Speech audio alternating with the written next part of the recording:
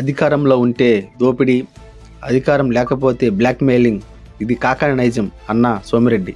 ప్రజలకు ఉపయోగపడేలా పరిశ్రమలు తేవాలని మేం ప్రయత్నిస్తుంటే ఆయనేమో అర్ధరాత్రి అల్లుడి పేరుతో 57 ఎకరాలు రాయం చేసుకున్నాడు అని తెలిపారు.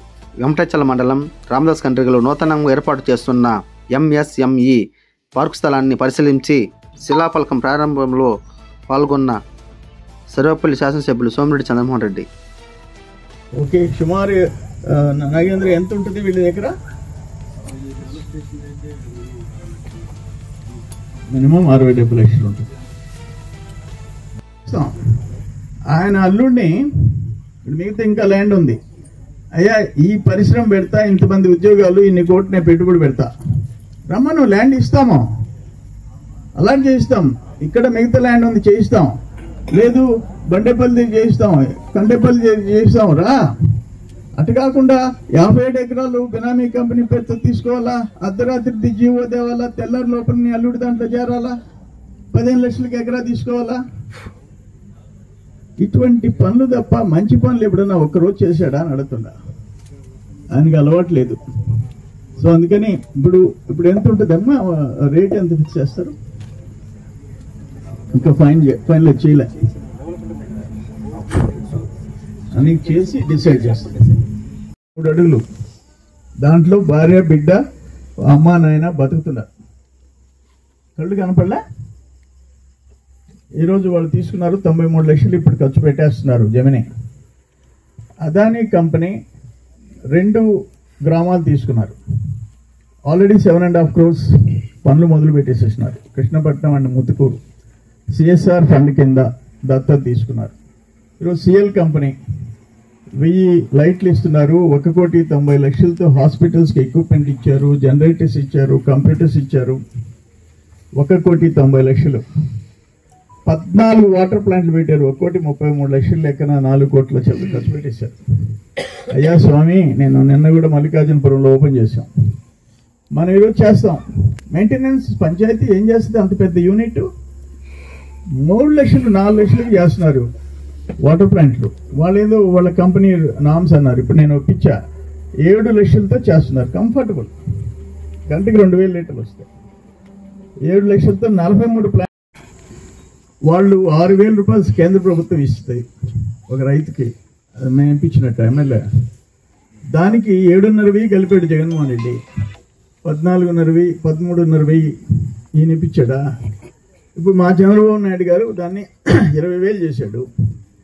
అది నేను చేశాను నా వల్లంటే రాష్ట్రం అంతా చేస్తున్నారు. మేము చెప్పుకుంటాం మా ముఖ్యమంత్రి గారు చేశారని, బట్ నేను చేశానని చెప్పకూడదు. అట్లే గవర్నమెంట్ ప్రోగ్రామ్స్. ఈరోజు మహిళలకు ఉచిత బస్సు ప్రభుత్వం, కూటమి ప్రభుత్వం నిర్ణయం తీసుకుంది.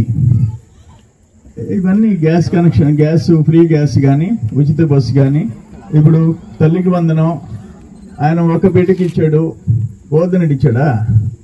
ఇప్పుడు బాబు గారు 2కి 3కి 4కి 5కి ఇస్తున్నాడు, చంద్రమోహన్ ఇచ్చాడా? మా గవర్నమెంట్ ఇచ్చిందని చెప్పుకుంటాం.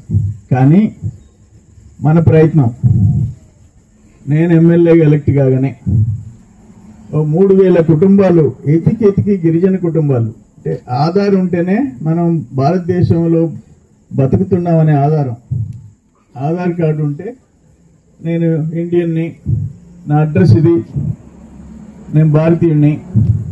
ఆధార్ లేకపోతే 3,000 మంది గిరిజనులకి ఆధార్ లేకపోతే గాడిదలు కాస్తున్నారా?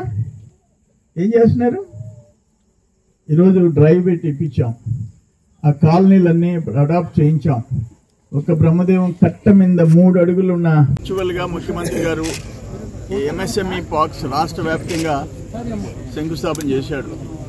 దాంట్లో Ramadas Kandriga, Krishnapatnam port road facing, Chennai Calcutta రోడ్డుకి అతి సమీపంలో కొన్ని మీటర్ల దూరంలో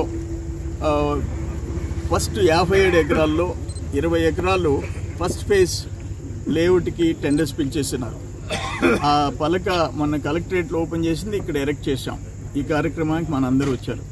దీంట్లో ఏంటంటే ఒక్కొక్క ప్లాట్ రోడ్లన్నీ ఫామ్ చేసి ఓపెన్ స్పేస్లు అన్నీ పెట్టిన తర్వాత 7 సెంట్లు ఒక ప్లాటు, 14 సెంట్లు కావాల్సిన వాళ్ళకి, 39 సెంట్లు కావాల్సిన వాళ్ళకి, అంటే చిన్న మధ్య తరహా పరిశ్రమలు పెట్టాలనుకున్న వాళ్ళకి ఇది ఉపయోగపడుద్ది.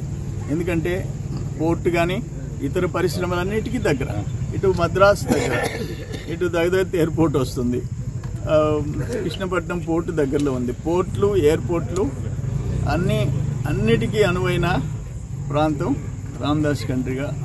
మంచి పరిశ్రమలు వస్తాయని ఎక్స్పెక్ట్ చేస్తున్నాం. పరిశ్రమలు వస్తే ఉద్యోగాలు, ఉపాధి, ప్లస్ మళ్ళీ పంచాయతీలకి ట్యాక్స్ ఇన్కమ్, ట్యాక్స్ రెవెన్యూ పెరుగుద్ది. ఇవన్నీ అనేక రకాల ఉపయోగాలు ఉంటాయి.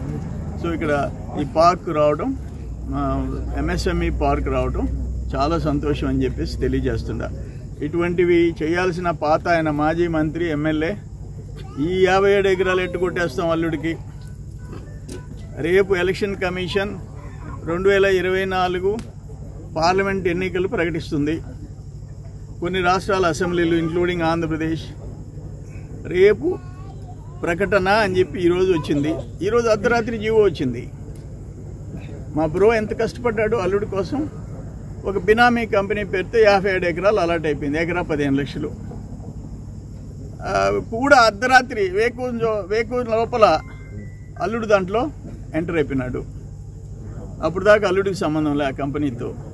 ఇటువంటి పనులు చేసి చంద్రమోహన్ రెడ్డి నెలకి 20 కోట్లు సంపాదిస్తున్నాడని వస్తుంది సాక్ష్యంలో, దొంగ సాక్ష్యంలో. మళ్ళీ 100 కోట్లు అని ఆయన చెప్తాడు. నేను నా కొడుకు నెలకు 100 కోట్లు అంటాడు. మళ్ళీ అప్పుడు 1000 కోట్లు అన్నాడు 2016లో. ఈ కోట్లన్నీ ఎక్కడ పెట్టాలో నా వల్ల కావడం లేదా. స్టాకింగ్ పాయింట్ కావాలా. ఆ కరోనా హౌస్ రెంట్కి ఇమ్మని అడిగా, దానికేం సమాధానం చెప్పడు. అది వాడు కడతా, ఈ 1000 కోట్లు 100 కోట్లన్నీ దాంట్లో పెడతా అంటే దానికి రెస్పాన్స్ లేదు. ఆయనకి కేవలం నన్ను, నా కొడుకుని తిట్టాలా, కడుపు నిండా తిని బజుకోవాలా, ఇంకా వేరే పనిలే. అధికారంలో ఉంటే భారీ దోపిడీ, అపోజిషన్లో ఉంటే బ్లాక్మెయిలింగ్. ఇది తప్ప నిన్న ఆయన చంద్రబాబు నాయుడు ఒక మాట అన్నాడు, చరిత్రహీనుడంట. ఇంకా కర్మ, ఇంకేం చెప్పాలా. ఈయన 204 చింతామణిలో కాపురం చేశాడు, జైల్లో కాపురం చేశాడు. ఆయన వాళ్ళ బాస్ 16 నెలలు జైల్లో ఉన్నాడు.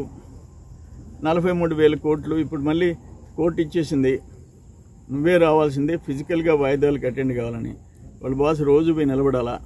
ఆ 43,000 కోట్లు నేను తిన్నాను చెప్పుకోవాలా. అటువంటి పార్టీ మీది. చంద్రబాబుని నువ్వు చరిత్రహీనుడంటే అసలు నేను ఆ పేరెత్తే అర్హత నీకు ఉందానంటా నేను. ఇది కరెక్ట్ కాదు. ఓకే.